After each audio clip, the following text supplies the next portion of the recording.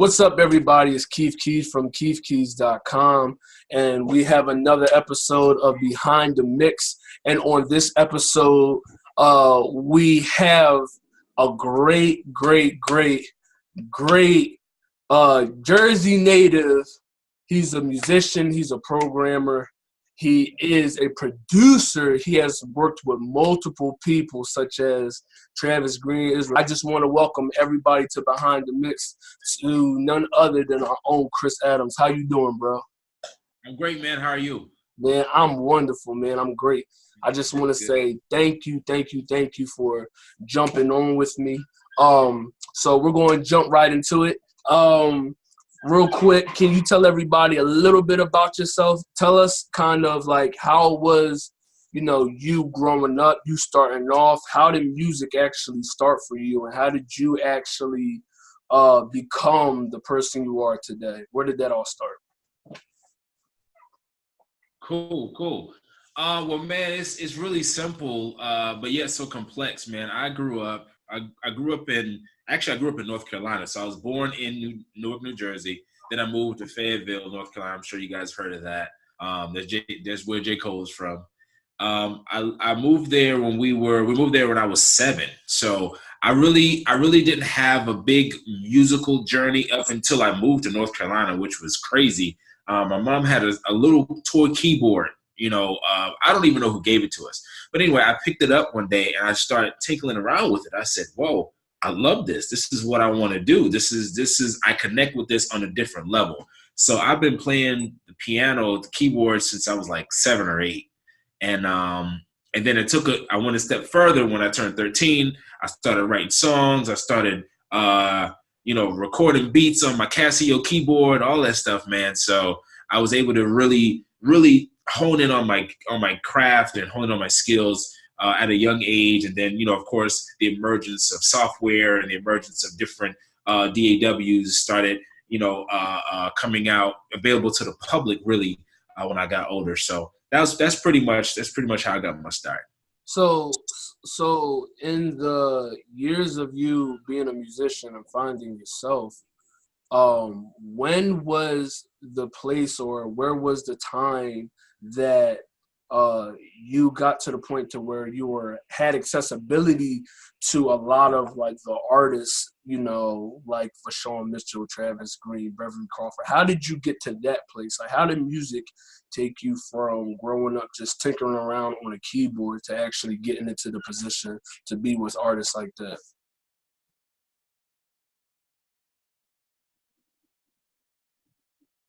Oh, I think you broke up just a little bit there. Repeat the last part of that. I heard most of it. So how did you get to the place to where you were able to work with the artists like Vashawn Mitchell, Travis Greene, Beverly Crawford? How did you get to that place, from just tinkering around on a keyboard? Man, I tell you, it was the longer you're involved in it, the more people that you'll meet that are connected to this person, then they're connected to that person. Just recently, I think working with Travis was probably one of the greatest opportunities I ever had. I met him through a mutual friend, and I got a call. I'll never forget it. This was March, like 2 or 3 years ago, and I got a call from his manager. And his manager was like, "Hey, we're looking for a keyboard player. Are you available to meet Travis?" And I said, "Sure, why not?" And I drove to his house the next day. And just had a conversation. I sat and learned. I think the first song I learned from his later album was "You Waited." And connect the dots. I traveled with him, and really a lot of those opportunities that I had, you really start to share the stage. So whether you know them through a mutual friend or whether they're there for the night and say, "Hey, I need somebody to play for me," or "Hey, I need somebody to put together a band," that was my thing. So just kind of growing up in church, getting that opportunity to connect the different dots and connect the different people, that's what I was able to do. Oh, cool. So through all the success that you've been through, all the things that you have faced, if you were to in your own words, how do you describe success? And is success a place that you actually arrive to? Man, that's a great question, man. Success for me is a journey. I mean, I never would have thought in a million years that I would be traveling to London or to Ghana or to Trinidad and Tobago with artists. I never thought that in a million years. Success for me is it's different plateaus in your life. If you're able to wake up every morning and do what you love doing, and say, what, I can't wait to go to sleep so I can get up and do it again. And you're finding yourself reaching a certain place where you're actually able to breathe and say, oh man, this really satisfies me. That's what success is for me. You really can't put a dollar amount on it. You can't really put a destination on it, because really success is a journey. Everything you do, there are different levels. You ever heard the phrase, yo, there are levels to this, dog? You ever heard that? That's what success is, especially in music. I mean, whether it be the industry or whether it be independently, there's so many levels to it. There's so many different people that you can meet, and that you can kind of connect to. So that's what success is for me. All right, cool. So right now, in the current stage of your career, what does like a average work day look like for you? What do you actually do, I guess, on a daily basis, career wise now? Are you still do you tour still? Are you playing for one particular artist? Or are you just doing in-house music for yourself? What does a normal work day look like for you? Good question, man. So it seemed like I went. It was like there was no break. I went from touring with Travis to like doing straight production work. So I'm a part of a community called Sound Better, and I've been working with them for about 3 years or so. And what they do is they connect you to different artists and clients from around the world. So this week I may be working with a client from Australia. Next week I may be working with a client from Spain. It just kind of varies. So believe it or not, my days are filled. As a matter of fact, I'll show you. I have to write it down is why it gets so. So this is pretty much all of my clients right here that I try to X out and all this other stuff. It's just really, I guess it varies from day to day. So sometimes I may do 3 to 4 projects a day. Tomorrow I may do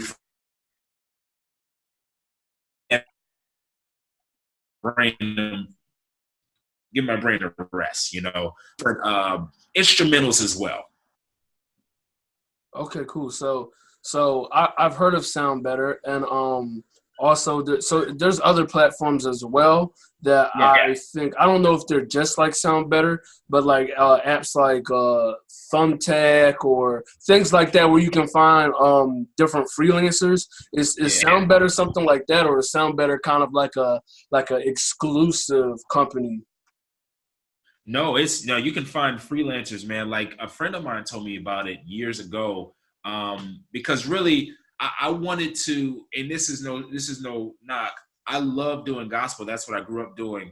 But there was a different sound that I wanted to kind of connect to. So me kind of becoming one of the providers there on Sound Better connected me to different people where I could do rock, I could do pop, I could do R&B, I could do trap, I can do all these different kind of things. So it's not so much exclusive. I mean, anybody can kind of create a profile and do a proposal and all that good stuff. But yes, so I've been able to connect to different.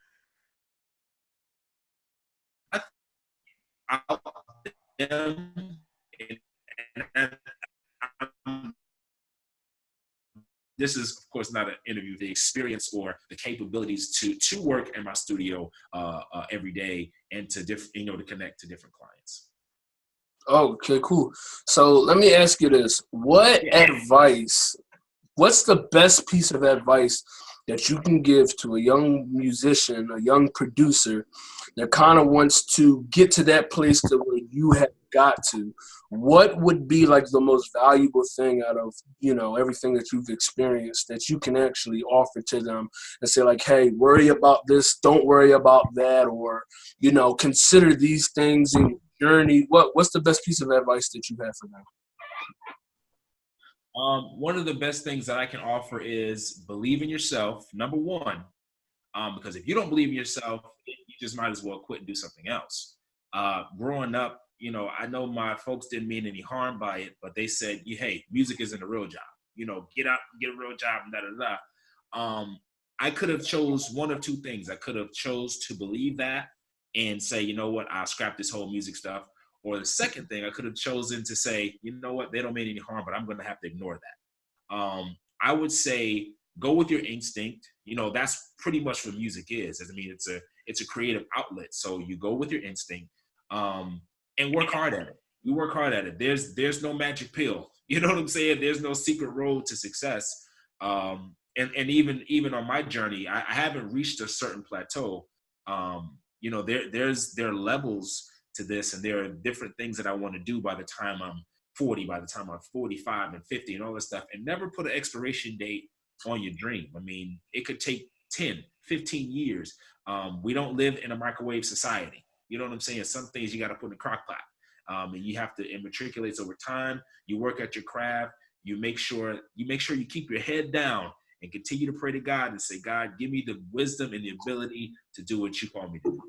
So you being a music producer, you being a musician, what is your favorite piece of gear that you have, or the favorite instrument rather that you would want to go to always, or rather tool? Let me say, what's the one tool that's like your go-to tool, whether it's a piece of little gear in the studio or it's like, you know, a snare drum to a kid, or what? What's your favorite tool that you go to? Oh yeah. Oh man. I got a lot of secret sauces. I got a lot of secret sauces. I have a lot of kits. I have a lot of samples. The one thing I love, and I guess I could share a little bit of my secret sauces. The one thing I love are vocal samples. I love vocal samples, whether I record them or whether I find it and chop it. I think that's one of the greatest things that I've learned, just kind of on the journey of perfecting my craft and working on my craft. You know, just seeing what works, seeing what doesn't work. Of course, I'm a piano player by nature, but learning how to program and learning how to produce causes you to get out of that box of just playing and really produce and really start to chop and edit and chop and screw it on and see what goes with what. I had a friend of mine, his name is Ma G. I remember meeting him like years and years ago. And what he did was he actually sat down and gave me like 70 gigs worth of sounds. And yeah, he was legitimately like on my side. You know what I'm saying? And I tell him often, I say, hey man, you don't know what you did for me. He's like, man, stop giving me all that credit. But no, I've literally made like thousands of, I mean, you know, I don't want to go into numbers with him, but right. I've made a lot of money just based off of what you've shown me, what you've given me. Right. So what he did for me, I try to do for other people. Like, hey, you need sounds, you need. But yeah, I mean, so I run to those. I run to that sound bank. I like to use a lot of stock stuff too. Some stock stuff I like to layer and pad and, you know, just kind of make the sound thicker and kind of manipulate the sound. So you know, do more sound design. So what DAW do you use? I use Logic Pro. Okay, so you use like a lot of stock Logic Pro sounds. Yeah, I use a lot of that. Sometimes I'll stack it with some sample stuff. Sometimes I'll, you know, manipulate it and put them together. I mean, there's a lot of different things that you can do with that. All right, cool. So kind of knowing music from different facets and different perspectives that you have, like you're just not in one lane. You actually have multiple hats. What's one thing that you think the music industry is actually lacking, or you feel like they could be doing better? Whew.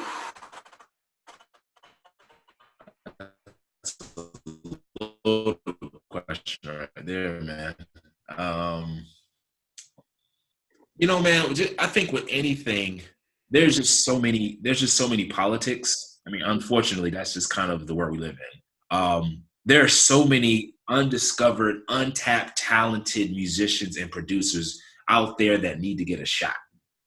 And what happens is, because you're not in this certain clique, or you're not in this certain kind of you're not associated with this name or with that name, you'll never get a shot. And I think I would love for the industry to be more open.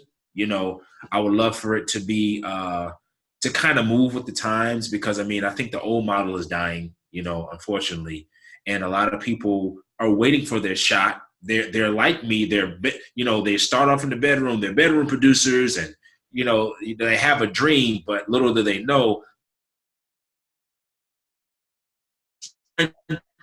print.